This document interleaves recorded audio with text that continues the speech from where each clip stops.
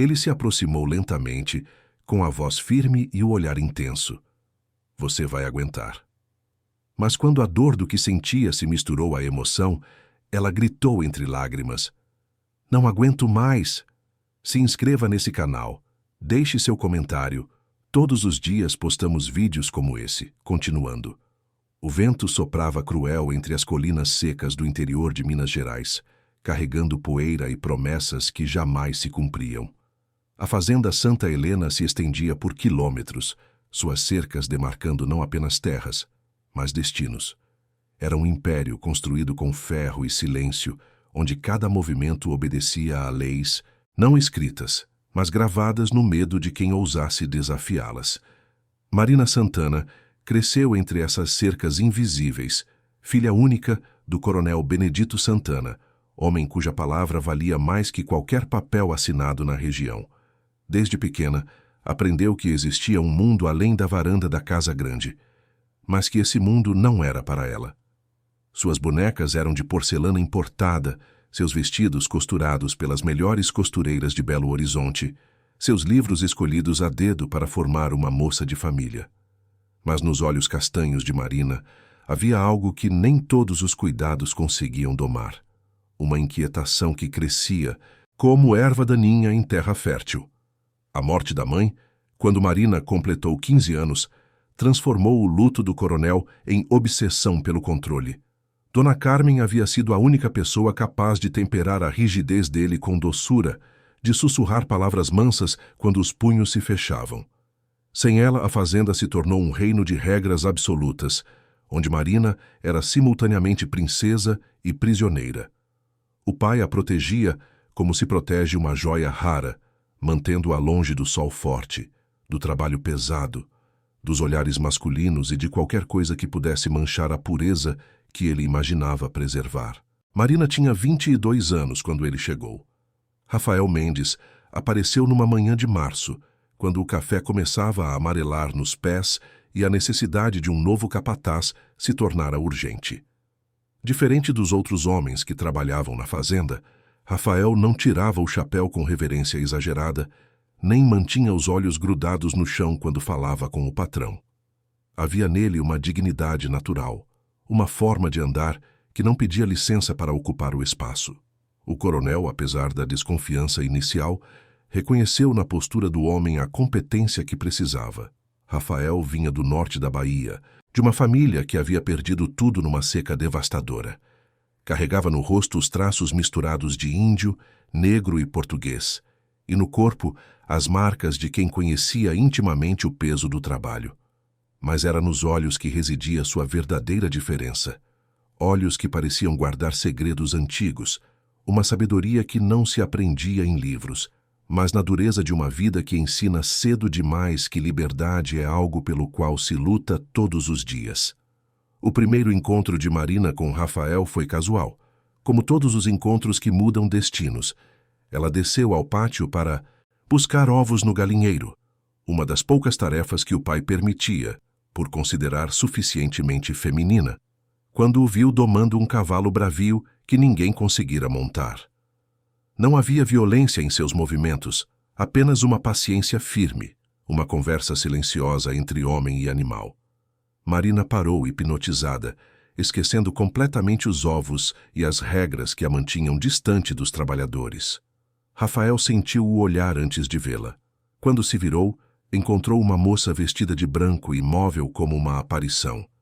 Por um instante que pareceu eterno, os olhos se encontraram através do pátio empoeirado. Não houve sorrisos nem palavras, apenas o reconhecimento mútuo de algo que nenhum dos dois sabia nomear. Ela era tudo que ele jamais poderia ter, e ele era tudo que ela jamais poderia tocar. Mas naquele olhar nasceu uma verdade que nem todas as cercas do mundo conseguiriam impedir. Nos dias que se seguiram, Marina inventou desculpas para circular pela fazenda. Precisava colher frutas no pomar, verificar as galinhas, levar água fresca para os trabalhadores. O pai, absorvido nos negócios de uma safra promissora, não percebeu as mudanças sutis no comportamento da filha. Mas Marina sentia cada fibra de seu corpo acordar quando estava próxima de Rafael. Era como se, pela primeira vez na vida, estivesse verdadeiramente viva. Rafael, por sua vez, lutava contra a atração crescente. Conhecia bem as regras daquele mundo e sabia que desejar a filha do patrão era sentença de morte social, talvez literal. Mas havia algo em Marina que desafiava todas as barreiras sociais, uma força interior que transparecia mesmo sob a delicadeza dos vestidos bordados. Ela não era apenas a filha mimada de um coronel, era uma mulher aprisionada que começava a descobrir as próprias correntes. O momento decisivo aconteceu numa tarde de temporal, quando raios cortavam, o céu e a chuva ameaçavam destruir a plantação. Um dos cavalos de valor inestimável do coronel havia se ferido ao se debater no estábulo, assustado com os trovões. O ferimento na pata era profundo e Rafael trabalhava para estancar o sangue quando Marina apareceu molhada e ofegante. "Posso ajudar?" perguntou ela, ignorando completamente as convenções que a mandavam manter distância.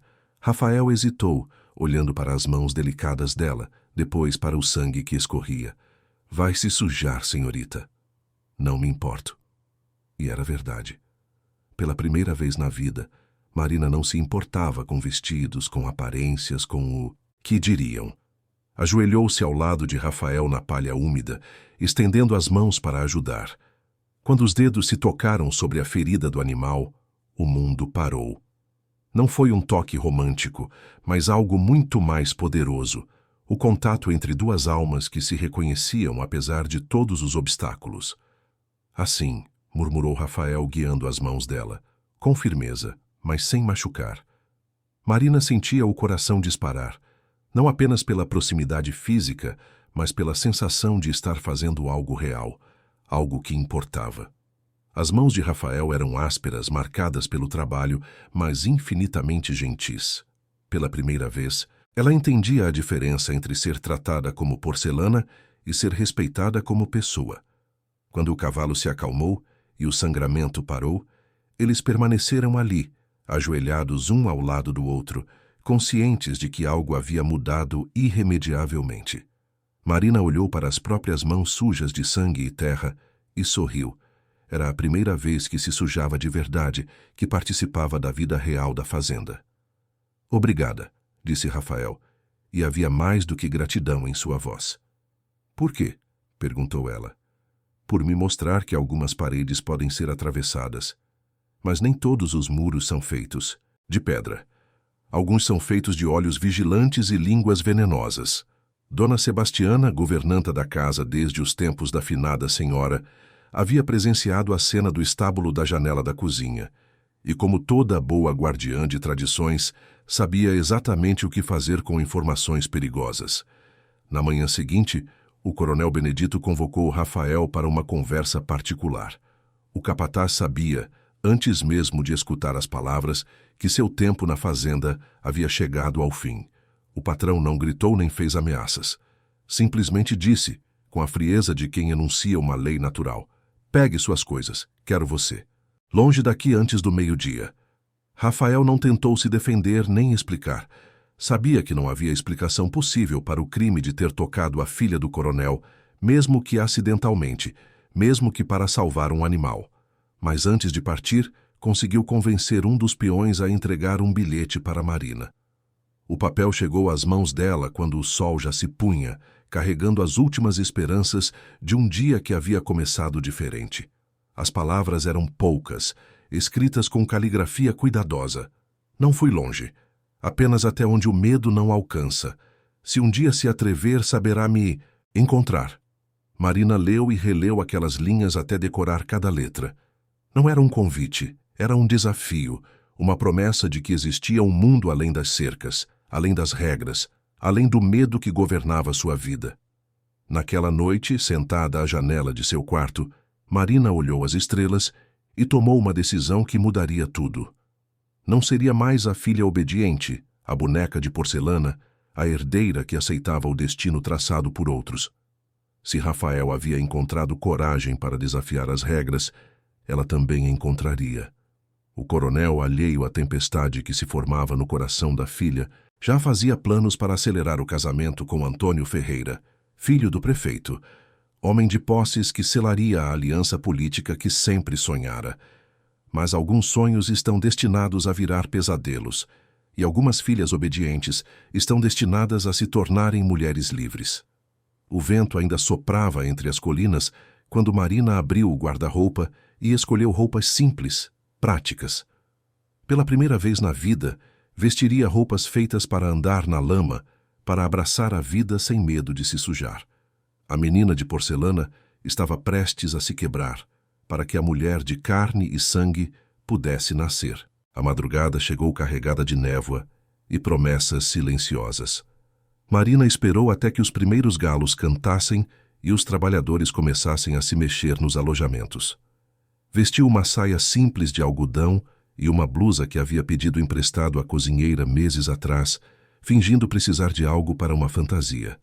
Calçou botas de couro que havia encontrado no quartinho de guardar selarias, grandes demais para seus pés, mas que a fariam caminhar na lama sem hesitar. Deixou uma carta sobre o travesseiro bordado, poucas palavras que resumiam anos de sufocamento. Pai, não sou sua posse, sou minha.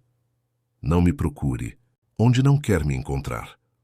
Saiu pela janela dos fundos como uma ladra na própria casa, levando apenas o que cabia no coração, coragem e a lembrança das mãos ásperas de Rafael guiando as suas. O caminho até a cabana, onde ele se refugiara, era longo e desconhecido. Marina seguiu as indicações vagás que havia conseguido arrancar do filho do celeiro, inventando uma história sobre entregar remédios para um trabalhador doente. A cada passo na terra molhada, sentia como se estivesse descobrindo o próprio corpo. Os pés já doíam dentro das botas grandes, a saia gruava nas pernas com o orvalho. E pela primeira vez na vida, ela amava a sensação de estar desconfortável, de estar viva. Rafael vivia numa cabana simples à beira do córrego, construída com madeira rústica e cobertura de palha. Havia conseguido o lugar através de um antigo conhecido que criava gado numa propriedade menor, onde as regras eram menos rígidas e um homem trabalhador era bem-vindo, independentemente de seu passado. Acordou com o barulho de passos na terra molhada, ainda sonolento, imaginando que fosse algum animal em busca de água. Quando abriu a porta, a visão que encontrou o fez questionar se ainda estava sonhando. Marina estava ali, molhada da garoa da manhã, com a roupa simples grudada no corpo, os cabelos escapando do coque improvisado, e nos olhos aquela determinação que ele havia visto no estábulo. Mas agora havia algo mais. Uma liberdade nova, como se tivesse acabado de descobrir que sabia voar. Não vim pedir nada, disse ela, antes que ele pudesse falar. Vim escolher. Rafael ficou imóvel na soleira da porta, tentando processar a realidade impossível. Marina, você não pode estar aqui. Por quê? Porque meu pai não permite? Porque a sociedade não aprova? Porque sou filha de coronel e você é capataz? Ela deu um passo à frente. Ou porque você não me quer aqui? A última pergunta atingiu Rafael como um soco no estômago. Claro que a queria ali. Queria desde o primeiro olhar no pátio, desde o momento em que sentiu as mãos dela trêmulas mas firmes sobre a ferida do cavalo. Mas querer e poder eram dois universos diferentes, e ele conhecia bem as regras do mundo onde viviam. Você não sabe o que está pedindo, murmurou ele. Eu não tenho nada a oferecer. Nenhuma garantia, nenhuma segurança. Sou um homem sem terra, sem nome de família, sem futuro certo. Marina sorriu e foi como se o sol rasgasse a névoa matinal. E eu sou uma mulher sem liberdade, sem voz, sem direito ao próprio destino. Talvez juntos possamos ter aquilo que sozinhos jamais teríamos. Ainda na soleira, Rafael a olhou com uma intensidade que a fez tremer. Se entrar aqui não será mais a senhorita Marina Santana. Será apenas Marina, sem privilégios, sem proteções. Vai aguentar cada centímetro de mim? Vai aguentar cada dificuldade que virá? A resposta dela foi simples e devastadora. E você, o que vai fazer com cada centímetro de mim? Foi então que ele entendeu. Ela não estava fugindo para ele. Estava fugindo para si mesma. E ele, que havia passado a vida inteira sendo considerado inferior, encontrou nela não uma patroa em busca de aventura, mas uma igual em busca de liberdade. Rafael abriu espaço na porta. Marina entrou, e quando seus corpos se tocaram na passagem, o mundo se reorganizou. Não foi um toque gentil ou respeitoso. Foi o reconhecimento cru e honesto de dois adultos que haviam escolhido um ao outro, apesar de todos os impedimentos. Dentro da cabana simples, com móveis toscos e o cheiro de madeira nova, Marina sentiu uma paz que jamais conhecera na casa grande cheia de luxos. Ali, Rafael a olhava não como uma boneca frágil, mas como uma mulher capaz de tomar decisões. Quando ele disse com voz rouca, "Não vai ser fácil", ela respondeu tocando o rosto dele. "O que é fácil nunca vale a pena." Passaram o dia inteiro conversando, dividindo histórias que nunca haviam contado a ninguém. Rafael falou da família perdida na seca, da humilhação de pedir trabalho em fazendas onde era tratado como animal, dos sonhos de ter um pedaço de terra onde pudesse plantar sem pedir licença. Marina contou da solidão entre bonecas de porcelana, da sensação de ser observada constantemente, do medo de se tornar uma mulher sem substância, bonita e vazia como os objetos que decoravam a casa do pai. Quando a tarde caía, ouviram o barulho de cavalos se aproximando. Rafael conhecia bem aquele som. Era uma cavalgada com propósito, não o trote preguiçoso de quem está apenas de passagem. Marina sentiu o coração acelerar, mas não de medo, de determinação. O coronel Benedito chegou com Antônio Ferreira e mais 3 homens. Estava transtornado de raiva e desespero, uma mistura perigosa num homem acostumado a ter seus desejos atendidos sem questionamentos. Havia encontrado a carta de Marina e gasto o dia inteiro procurando pistas do paradeiro da filha, até que alguém mencionou ter visto uma moça caminhando na direção da propriedade onde Rafael estava trabalhando. "Marina!" gritou ele, ainda montado. "Sai daquela aí agora! Sai antes que eu faça uma besteira!" Rafael saiu primeiro, as mãos vazias, mas o corpo posicionado para proteger. "Coronel, não precisa!" "Cala a boca, seu desgraçado!" O velho estava fora de si. "Você desonrou minha filha! Roubou ela de mim!" Foi então que Marina apareceu na porta. Não estava. Escondida atrás de Rafael, mas ao lado dele. Não parecia a filha obediente que havia deixado a casa na madrugada. Havia algo novo em sua postura, uma firmeza que o pai nunca havia visto. "Ninguém me roubou, pai. Eu escolhi vir." O coronel desceu do cavalo, o rosto vermelho de fúria. "Você não sabe o que está dizendo. Esse homem enfeitiçou você, envenenou sua cabeça." "Não", disse Marina, dando um passo à frente. "Esse homem me mostrou que eu posso escolher, que posso ser dona da minha própria vida." Antônio Ferreira, que havia permanecido calado até então, finalmente falou. "Marina, pare com essa loucura.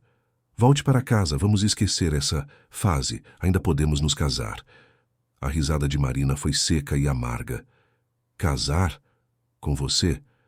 Um homem que me vê como propriedade a ser negociada? Prefiro morrer solteira." Foi então que o coronel perdeu completamente o controle. Sacou o revólver apontando para Rafael. "Você vai pagar por ter destruído minha família." Mas antes que pudesse apertar o gatilho, Marina se colocou na frente de Rafael. "Se for atirar, comece por mim." O tempo parou. O coronel, com o revólver na mão, olhou para a filha e, pela primeira vez, realmente a viu. Não viu a menina obediente que havia criado, nem a boneca de porcelana que havia protegido.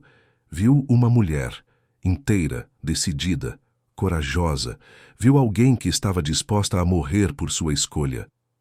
"Marina..." A voz saiu fraca, quase sussurrada.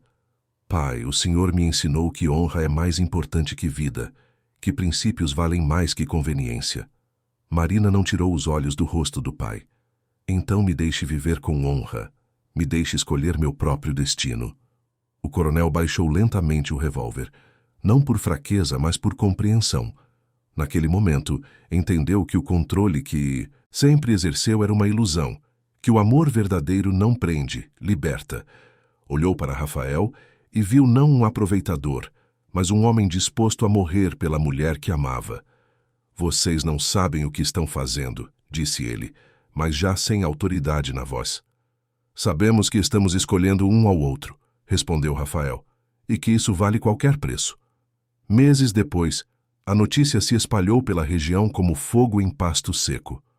O coronel Benedito havia libertado todos os trabalhadores de suas dívidas, dividido as terras entre quem as cultivava e se retirado para um canto da antiga Casa Grande, onde passava os dias lendo e relendo as cartas que Marina lhe enviava.